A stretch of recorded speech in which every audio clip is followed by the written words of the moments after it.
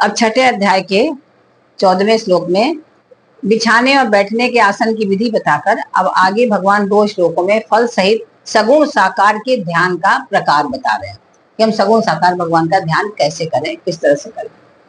प्रशांतात्मा विगत ब्रह्मचारी व्रते स्थितः मनः संयम्य मच्चित्तो युक्त आसीत मत्परः। प्रशांतात्मा, प्रशांतात्मा मतलब जिसका अंतःकरण शांत है, और विगत भी ही जो भयभीत रहित है, भय भी नहीं जिसके हृदय में, ब्रह्मचारी व्रते जो ब्रह्मचारी व्रत में स्थित है, ब्रह्मचर्य में स्थित है, युक्त और जो सावधान भी है, सावधान योगी, हर समय सावधान रहता है कि मेरे को ये, हम कई बार भूल जाते हैं कि हम क्या करना चाह रहे हैं, और हम फिर इस शरीर और इस शरीर से संबंधियों के विषय में सोच करके सुख दुख के सागर में डूबने लगते हैं, उसी भावों के सागर में हम डूबने लगते हैं और फिर सुख दुखी होने लगते हैं और द्वेष और राग से युक्त हो जाते हैं, आसक्ति से युक्त हो जाते हैं। क्यों? क्योंकि सावधानी हमारी हट जाती है, और कहते हैं जब सावधानी हटी तो दुर्घटना घटी। तो जब सावधानी हटेगी तो हमारा जो इतना प्रयास है कि हम परमात्म तत्व की प्राप्ति के लिए हम यत्न कर रहे हैं, प्रयास कर रहे हैं, तो वो हमारा भंग हो जाएगा फिर से। तो इसलिए हमें सावधानी रखनी है। ध्यान योगी को विशेष ये कार्य है कि ध्यान योग में सावधानी रखनी, हर समय हमें सावधान रहना, हर समय चिंतन करना। जब मन में कोई चिंता है, कोई बात है, तो हमें तुरंत सचेत होना, नहीं, हम वो नहीं है, हम ये है ही नहीं। क्योंकि जब हम ये शरीर अपने को समझ रहे हैं तभी तो उसके संबंधियों को समझ रहे हैं। ये शरीर है तभी इसके संबंधी हैं, ये शरीर है तभी उनसे राग द्वेष है ना। अगर ये शिखा नहीं है तो शिखा के कोई रिश्ते भी नहीं है, जब कोई रिश्ते नहीं है तो राग द्वेष भी नहीं है।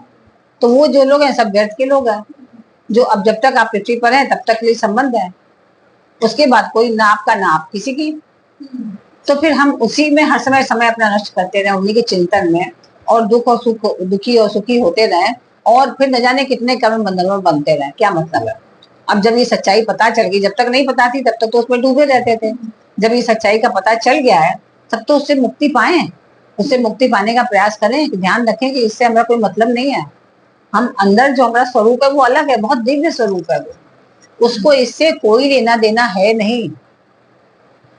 ये तो व्यर्थ का है, बस मिला है कि अच्छा कार्य करने के लिए, सत्कर्म करने के लिए, कैसे अपने शुभ अशुभ कर्मों से हम मुक्ति पाए, इसलिए शरीर प्राप्त हुआ है हमें। तो इसलिए हम हर समय क्या रहें, सावधान रहें, हर समय में सावधानी बरतनी चाहिए ध्यान योगी को विशेष रूप से। और मनः संयम्य, और मन का संयम करना चाहिए, मन को हमेशा, क्योंकि मन ही तो सबसे ज्यादा परेशान करता है, सबसे ज्यादा चंचल है, तो मन को संयमित करना चाहिए। मत चित्तः, और मेरे चित्त में लगा, अपने मन को संयमित कर, और कहाँ लगा, मेरे चित्त में, प्रभु के चित्त में। मत परह आसीत, और मेरे परायण होकर तू बैठ जा, ये भगवान श्री कृष्ण बता रहे हैं। प्रशांत आत्मा, प्रशांत आत्मा किसको कहते हैं, जिसका अंतःकरण राग द्वेष से रहित हो गया है, वही प्रशांत आत्मा है। अगर थोड़ा भी हृदय में राग और द्वेष है तो हम प्रशांत आत्मा नहीं है ना। जब हमारे हृदय से पूरा राग द्वेष समाप्त हो जाएगा तभी हम प्रशांत आत्मा बन सकेंगे, ठीक है। तो प्रशांत आत्मा बनने के लिए ही पहले कितना प्रयास करना पड़ेगा, ये विचार करिए, हर किसी को, है ना। हो सकता है, क्यों नहीं हो सकता है। देखिए कुछ भी मनुष्य के लिए असंभव नहीं है, कठिन है, कठिन है, लेकिन असंभव है कुछ ऐसा नहीं है, असंभव कुछ नहीं है पाना, कठिन है, क्योंकि मार्ग कठिन है तभी आप 4 लोग बैठे हैं, सरल मार्ग होता तो 50 लोग बैठे होते हैं ना। तो कोई चीज भी बहुत सरल होती है तो उसको बहुत से लोग बड़ी जल्दी जल्दी पा लेते हैं, उसका कोई महत्व इतना नहीं होता। लेकिन जो चीज बहुत कठिन होती है उसको रेयर लोग ही पाते हैं, वो सामान्य लोगों के लिए होता ही नहीं, असामान्य लोगों के लिए होता है। तो क्यों नहीं पा सकते हैं, बिल्कुल पा सकते हैं, हम प्रयास करें ना। करत करत अभ्यास के जड़मति होत सुजान, तो जब पत्थर पे पानी टपकने से वो गड्ढा हो सकता है, तो हमारी बुद्धि में क्यों नहीं बात घुस सकती, ये बात घुस सकती है ना कि हमें इस राग और इस द्वेष से हमें कोई लेना देना ही नहीं। अभी ये शरीर है, इस शरीर के संबंधी हैं, और ये संबंधी हमारे आंख बंद करते ही हमने खत्म हो जाएंगे, कोई मतलब नहीं रहेगा। तो उनके द्वेष या राग से हमें क्या क्यों फर्क पड़ रहा है? अगर वो हमसे द्वेष कर रहे हैं तो भी, और हमसे बहुत ज्यादा राग कर रहे हैं तो भी, हमें क्यों फर्क पड़ रहा है? क्यों फर्क पड़ रहा है? इसलिए कि हम उनको अपने शरीर का एक हिस्सा मानते हैं। मन से उनसे अपना संबंध हमने कस के बांध लिया है, क्योंकि जन्म जन्मांतर से हमें संबंधों को बांधने की प्रकृति पड़ी गई है। हम एक दूसरे के बिना रहने की आदत पड़ गई है। ऐसा सोचते हैं कि हम उसके बिना नहीं रह सकते, हम उसके बिना नहीं रह सकते। ऐसा कुछ भी नहीं है, क्योंकि जब ध्यान करना है तब तो पूर्व में ही भगवान श्री कृष्ण ने बताया कि एकांत में बैठो, अकेले बैठो। रविन्द्रनाथ टैगोर ने भी कहा ना कि एकला चलो, एकला चलो। तो आपको अकेले रहना है। जब आपको अकेले ही होना है तो फिर भय किस बात का, फिर किस बात का राग और किस बात का द्वेष? लेकिन ये हमारे जीवन के संग युगों से, जन्मों से बना हुआ है, तो बहुत जल्दी राग और द्वेष होने लगता है, तुरंत होने लगता है, तुरंत उसका प्रभाव हमारे पर पड़ने लगता है। उससे हमें बचना है, तब हम प्रशांत आत्मा नहीं कहला पाएंगे। और जिसका सांसारिक विशेषता प्राप्त करने का, रिद्धि सिद्धि आदि प्राप्त करने का उद्देश्य न होकर केवल परमात्म प्राप्ति का ही दृढ़ उद्देश्य होता है, उसके राग द्वेष स्वतः मिट जाते हैं। हाँ, अगर आप ध्यान इसलिए कर रहे हैं कि हम बहुत बड़ी ऐसी ऐसी सिद्धियां प्राप्त कर लें कि संसार को प्रभावित कर सकें, तो आपका राग द्वेष नहीं मिटेगा, क्योंकि फिर आपके हृदय में आएगा कि वो हमसे आगे ना जाए। इच्छा आ गई, आसक्ति का भाव आ गया। तो जब आसक्ति का भाव आया तो फिर राग भी आएगा और द्वेष भी आएगा। कल्याण कैसे होगा? कर्म बंधन, अनेकों बंधनों में बंधोगे तो आप, अनेकों, जाने कितने जन्म लेने पड़ेंगे, जाने किसके किसके संग छल करेंगे आप। जो आपसे आगे जा रहा होगा रिद्धि सिद्धि में, आप उसको टांग पकड़ खींचने का प्रयास करेंगे, उसको आप गलत बोलेंगे कि अरे वो गलत नहीं, हम सही है, ऐसा बोलोगे ना। आजकल ये सब बहुत ज्यादा चल रहा है कि एक दूसरे को फटाफट गलत साबित करो, असत्य सिद्ध करो। तो ये क्या है, फिर आप परमात्मा प्राप्ति की ओर अग्रसर हो ही नहीं, आपका उद्देश्य कुछ और है। तो अगर ऐसा हो कि परमात्मा प्राप्ति ही उद्देश्य है, तो राग द्वेष आपका स्वतः मिट जाएगा, क्योंकि फिर आप बहुत सरल होते जाएंगे धीरे धीरे धीरे धीरे, क्योंकि आपको लगेगा हमारा ये उद्देश्य ही नहीं है, सब नादान है जो ऐसी चर्चाएं कर रहे हैं, अज्ञान है, अज्ञानता बस इन लोग ने ऐसी बातें करी है। तो ऐसा लगेगा ना कि जैसे ये सब कौन है, एक बालक बालिका है। जैसे हम लोग अपने बच्चों को रोता हुआ देख के या हंसता हुआ देख के हम लोग सहज रहते हैं, सरल रहते हैं, कोई फर्क नहीं पड़ता हमारे लिए। हमारे हृदय में उनके प्रति न घृणा उत्पन्न होती है, ना कोई क्रोध आता है, लगता है बच्चे हैं, चीजें कर रहे हैं। तो ऐसे ही फिर अन्य लोगों के प्रति भी हमारे हृदय में भाव आना शुरू हो जाएगा धीरे धीरे करके। और तब क्या होगा, तब हम प्रशांत कहलाएंगे, उसके पहले नहीं कहलाएंगे। जब तक हमारे मन में दूसरों की बातों से प्रभावित होने की आदत रहेगी, कि हमारी किसी ने प्रशंसा की तो हम बड़े प्रसन्न हो गए, और अप्रशंसा की तो हम बहुत रुष्ट हो गए, बहुत दुखी हो गए, तब तक हम प्रशांत नहीं, क्योंकि फिर हम अपने को शांति नहीं कर पाए ना। जब चित्त हमारा, मन जो है हमारा हर स्थिति में शांत रहे, तो वो कहलाएगा प्रशांत। तो अपने को वैसी आदत डालनी पड़ेगी। संसार के संबंध के कारण ही हमारा क्या होता है, हर्ष, शोक, राग, द्वेष, द्वंद, ये सब होता है। और इन्हीं द्वंद्वों के कारण हमारी शांति भी भंग हो जाती है ना। शांति भंग क्यों होती है? इसी द्वंद के कारण, अरे उसने ऐसा कहा, उसको ऐसा कहने नहीं चाहिए था, हमने तो ऐसा किया नहीं था, फिर भी ऐसा किया, हमने इतना अच्छा व्यवहार किया, फिर भी हमें रिटर्न में ये मिला। इट मीन्स कि हम क्या चाहते हैं, हमें ये मिले, हमारे मन की चीज मिले, ये आकांक्षा है ना। तो फिर मन हमारा शुद्ध नहीं हो पाएगा, तो फिर हमारा मन ऐसे चंचल रहेगा। तो जब हमारी शांति अगर हमारे अंदर है, राग द्वेष नहीं है, तब हम प्रशांतात्मा कहलाएंगे। विगत भी ही, अब शरीर को मैं और मेरा मानने से ही रोग का, निंदा का, अपमान का, मरने का आदि का भय होता है। जब हम शरीर को अपना मानते हैं ना, कहता है मैं मरूं नहीं कभी, है ना। मैं कौन, आत्मा मर रही है क्या? शरीर ही तो मर नहीं रहा है। कौन मर रहा है? शरीर तो मर रहा है। लेकिन बार बार हम क्या सोचते हैं, मैं ना मरूं, मैं मर जाऊंगा तो वो कैसे होगा, ये कैसे। हम अपने शरीर के प्रति मोह कर रहे हैं। तो इसको जो अपनापन अगर हमने माना, तभी क्या हुआ कि हम भय रहित नहीं हो पाए। हर समय भय लगा रहेगा, कहीं अब फ्लाइट में लोग जाना नहीं चाह रहे क्योंकि मर न जाए, अगर मर जाए तो मर जाए, क्या फर्क पड़ रहा है। पहाड़ों पे लोग नहीं जाना चाह रहे, क्या ऐसा ना हो कि गिर गए तो मर गए, और मर गए तो मर गए, मरना तो है, वहां जाके मरे या कमरे में मर जाए, फर्क तो कुछ नहीं पड़ता। अच्छा है कि और खुले में मरेंगे। तो भय तो खत्म होना चाहिए ना, भय लेकर के आप बैठे हुए हैं।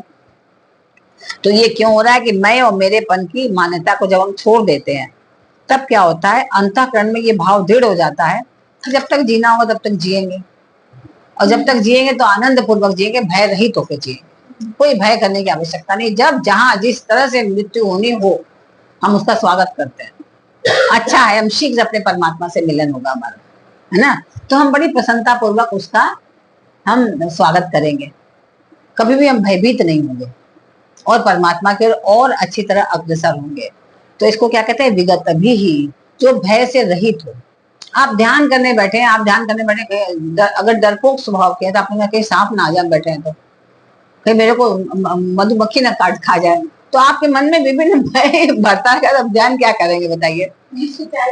हाँ, सच्चाई है। कभी कभी मैं पर्स भी रखा होता है और मैं अगर बाहर योगा कर रही हूँ तो साइड में रख लेती हूँ, बेटा आगा ले जाए इसको। हाँ, तो वो ठीक है ना। नहीं तो भाई ऐसी चीज है, तो ऐसा काम करना नहीं चाहिए ना। जैसे बहुत से लोग वो हटा लिया तो डाले जाए तो ले जाए,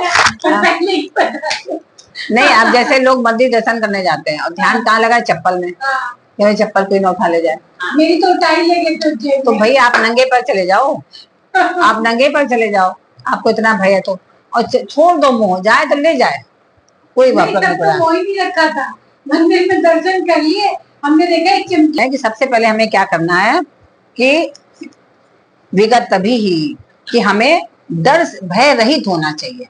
हम जो भी कर्म करें, जब ध्यान लगाने बैठे तो पहले हमें अपने भय को अपने दूर भगाना है, भय से युक्त नहीं होना है, भय से रहित होकर के ही हमको बैठना है, तभी हम अपने कार्य में आगे बढ़ सकते हैं। तो इस भाव से बहुत सर्वथा भयहीत हो जाता है, भय रहित हो जाता है, कि अगर वो सोच ले कि मैं अपने परम ब्रह्म का ही भगवत चिंतन करने में मैं लगाऊं, मुझे कुछ चाहिए ही नहीं। ब्रह्मचारी व्रते स्थितः, यहाँ ब्रह्मचारी का तात्पर्य केवल ये नहीं कि वीर हमारा वीर से वीर की रक्षा करें, ये नहीं है खाली ब्रह्मचारी का मतलब।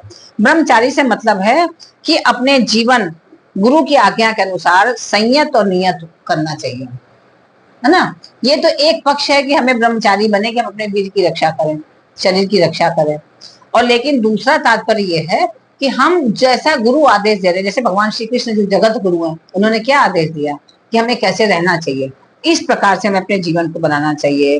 ध्यान योगी को अपना जीवन संयत और नियत रखना चाहिए, हर समय ऐसे ना हो कि अब ब्रह्मचारी शब्द से क्या मतलब है कि स्पर्श, रूप, रस और गंध, ये जो 5 विषय हैं, और छठा क्या है, मान बढ़ाई और शरीर का आराम, ये 8 चीजें हो गई, है ना, 8 चीजें हो गई।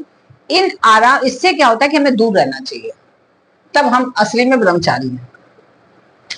ब्रह्मचर्य का, हाँ, शब्द स्पर्श रूप, हाँ, शब्द स्पर्श रूप रस गंध, मान तथा बढ़ाई और शरीर का आराम, है ना। सबसे ज्यादा शरीर का आराम चाहते हैं, लगता है कि अरे अब आराम कर ले, बहुत थक गए, तो पहले सोचते हैं कि पहले लेट जाएं, पहले आराम कर ले, सबसे पहले हमें क्या आवश्यकता होती है, आराम की आवश्यकता होती है, खूब आराम करें, ऐसा सोचते रहते हैं। तो हमें उससे बचना चाहिए। इन जो 8 चीजें हैं, इन विषयों में हमें अपनी भोग बुद्धि से, रस बुद्धि से कभी सेवन नहीं करना चाहिए इन 8 चीजों का। अगर हमें आराम भी करना है तो क्यों आराम करना है, क्योंकि शरीर को अब थोड़ा सा आराम की आवश्यकता है, इसलिए हमें हर मनुष्य को कम से कम 6 घंटा तो सोना ही चाहिए, है ना।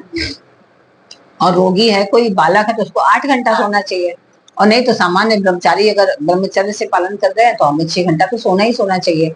तो अगर वो तो हम भोग बुद्धि से नहीं उसका यूज कर रहे हैं ना, फिर हम उसको आवश्यकता के लिए हम प्रयोग कर रहे हैं उसका, इसलिए हमें उसका ऐसा करना चाहिए।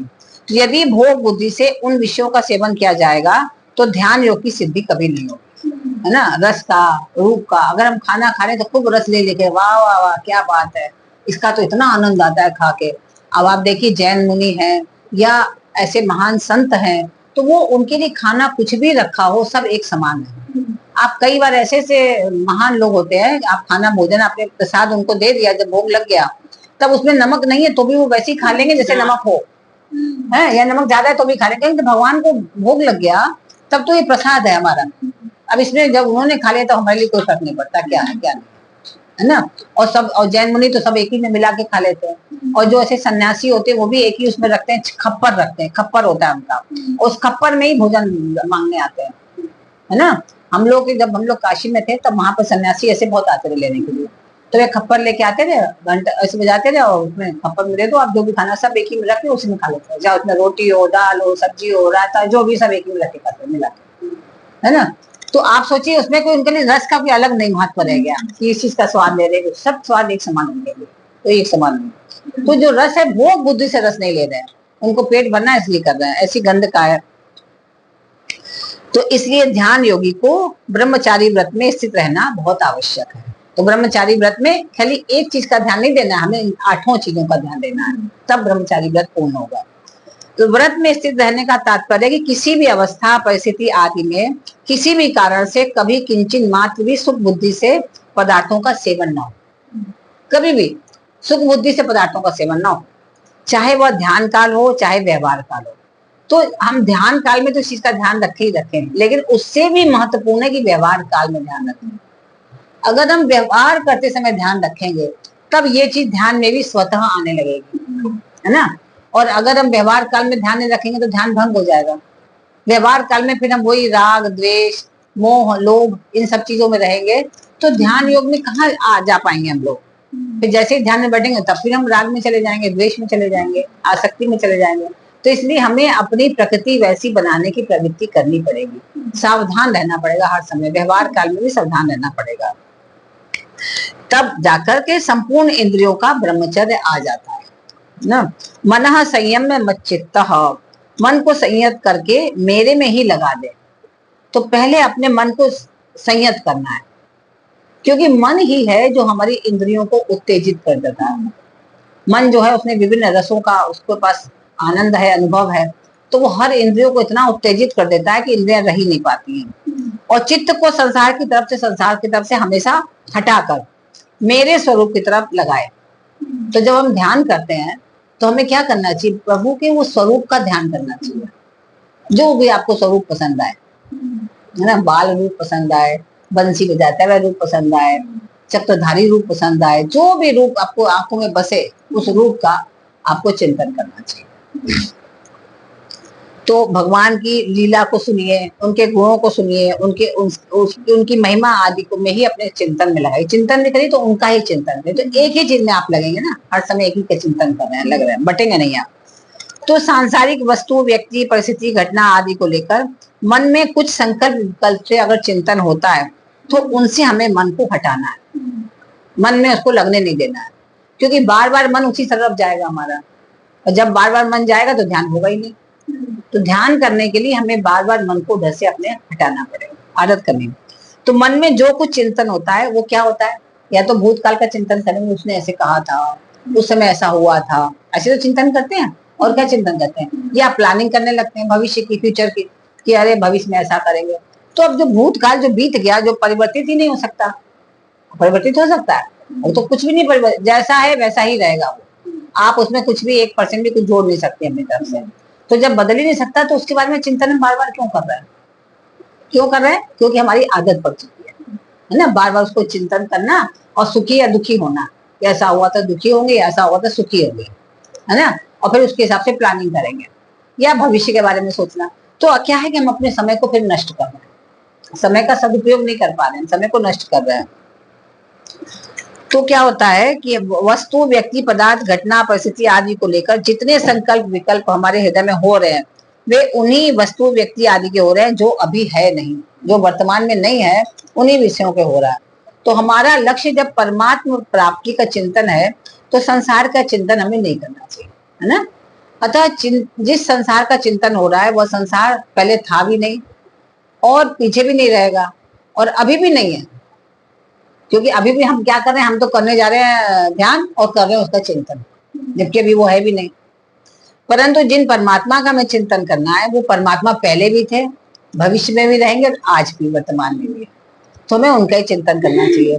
इस तरह सांसारिक वस्तु आदि के चिंतन से अपने मन को हटाकर अपने परमात्मा में हमें लगा देना चाहिए। तो युक्त का क्या मतलब है, ध्यान करते समय सावधान रहें, अर्थात मन को संसार से हटाकर भगवान में लगाने के लिए सदा सावधान और जागृत रहना चाहिए।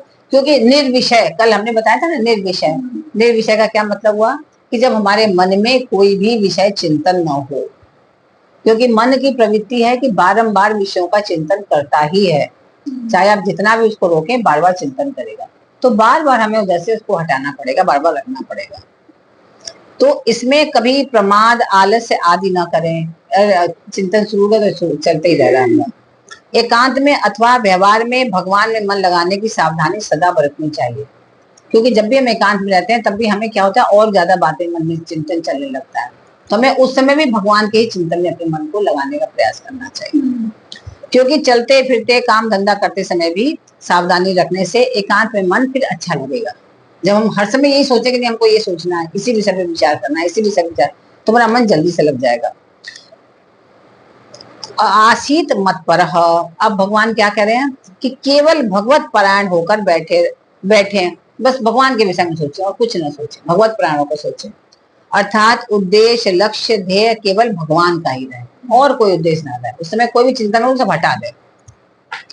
भगवान के सिवाय कोई भी सांसारिक वासना, आसक्ति, कामना, स्पृहा, ममता आदि अपने मन में न रहे।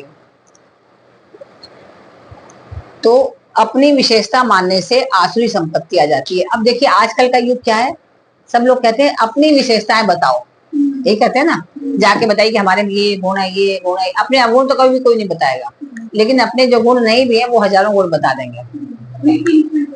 हर जगह कहीं भी होता है, तो सब जगह कहीं भी पूरे। अब आज का ये युग है, इसमें अभी आज के आधुनिक समय में ये स्थिति हो रही है ना। लेकिन पहले हम लोगों को भी सिखाया गया, हमारे माता पिता ने भी, कि जितना सा काम किया इतना गाओ मत, शांत होकर बैठो। आपका कर्म खुद बोलेगा। आपको अपनी वाणी से, अपनी प्रशंसा करने से आपका जो गुण है वो खत्म हो जाता है। इसलिए आप अपने वाणी से अपनी प्रशंसा मत करो।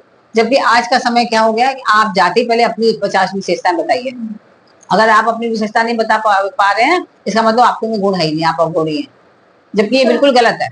जबकि ये उसका एक इम्पैक्ट है कि जैसे मैं टीपीएस में थी तो हम देखते थे वहाँ टीचर जब ज्वाइनिंग करती थी तो मीटिंग होती थी, उससे पूछा जाता था, उससे मैनेजमेंट उसका सही यूटिलाइजेशन करता था। और हमको एवरी ईयर एक बुक भी मिलती है ना, प्रमोशन वाला पेज मिलता था, उसमें पूछा जाता था कि तुमको तुम्हारा एरिया ऑफ इंटरेस्ट क्या है, तुम्हारा सॉलिड एरिया क्या है, जिसमें तुम्हारा परफेक्शन है। फिर मैंने चीज नोट की कि उसको वो चीज असाइन की जाती थी। मेन मोटिव कॉर्पोरेट का ये होता था उस एम्प्लॉय का अधिक से अधिक यूटिलाइजेशन करना। में अच्छी चीज है। नहीं, ये तो उद्देश्य अच्छा है, ये बात अच्छी है, लेकिन ये एक बार आपने बता दिया, फिर आपका उस कार्य में मन लग गया। लेकिन अब आप देखेंगे कि सामान्य रूप से व्यवहारिक दृष्टि से भी देखेंगे, ऐसे बहुत सारे लोग हैं कि जो इतना सा भी अपना कार्य करते हैं तो सिर्फ अपनी प्रशंसा में ही समय लगा देते हैं, कार्य से ज्यादा अपने प्रशंसा को महत्व देते हैं। जो कर्म कर रहे हैं उसको महत्व कम दे करके और अपनी प्रशंसा में ही, अपने ही गुणों की प्रशंसा में लगे रहते हैं। तो ये जो है आसुरी प्रवृत्ति है, ये है अहंकार कि मैं ये एक खाली बता देना कि मैं, जैसे आपने अगर हिंदी में एमए किया है तो ये आपका गुण है, आपने बताया कि हिंदी में एमए तो आपको हिंदी की टीचर लगा दिया जाएगा, तो ये तो बताना कोई अवगुण नहीं है आपका। लेकिन जो चीजें बड़ी सामान्य हैं, जो आपका अच्छा व्यवहार है या आपने बहुत अच्छे अच्छे काम किए हैं, वो तो आपके सर्टिफिकेट बोलेगा। तो लेकिन फिर भी आप हर समय हर वक्त सबको ये दिखाकर कि मैं ये हूँ, गाना गलत। हाँ, ये हर समय व्यवहार में नहीं होना चाहिए। ये इसको आसुरी संपत्ति कहते हैं। हाँ, ये जो है आसुरी संपत्ति में आ जाता है, ये आपके अवगुणों को बढ़ाता है। इसलिए भगवान कहते हैं कि मत परह बनो। मत परह मतलब आप मेरे परायण हो जाओ, हर समय ये मत कहो जो कर रहे हैं भगवान कर रहा है उनकी। इसलिए देखो आज छोटे छोटे बच्चे भी हैं तो क्या कहते हैं, पूछो आप में ये बड़ा अच्छा गुण है, कहाँ से आया, कहेंगे मैंने, मेरे पास आया, मेरे को पता है शुरू से। हाँ, बचपन से मैं जानती हूँ। आप देखना, अभी तो आपकी बच्ची छोटी है, बड़ी हो रही, देखना ऐसी कहेगी। आप अधिकतर यहाँ बच्चे भी आते मेरे पास, तो जब बच्चों से पूछते हैं अरे वाह तो बड़ी अच्छी आदत है आपकी, कहाँ से, तो मेरे को आती है। ये कभी नहीं कहेंगे मेरी माँ ने सिखाया, मेरे पिताजी ने सिखाया, मेरी नानी दादी ने सिखाया, ये कभी नहीं कहेंगे। हाँ, तो ये एक प्रवृत्ति हो जा रही है, जो कि ये तो हमारे शास्त्रों में इसको आश्रित प्रवृत्ति कही गई है। ये आश्रित प्रवृत्ति कही गई जिसमें अहंकार हो जाता है कि मैं सब कुछ हूँ। तो इसलिए भगवान ने यहाँ पे कहा है कि मत परह, कि मेरे परायण हो जाओ। तो क्या होगा, आपके अंदर अहंकार नहीं होगा। वो तो भगवत परायण में भगवान का बल रहने से विकार शीघ्र दूर हो जाता है। तो जो हमारे अंदर विकार आ गया है ना, उस अहंकार के कारण वो विकार दूर हो जाएगा और फिर हमारे अंदर अभिमान भी नहीं रहेगा। और जो अभिमानी नहीं है वही भक्त हो सकता है। भक्त में अंदर अहंकार कभी नहीं होता है। तो अपनी विशेषता मानने वाले को फिर जल्दी से ध्यान योग नहीं लग पाता है।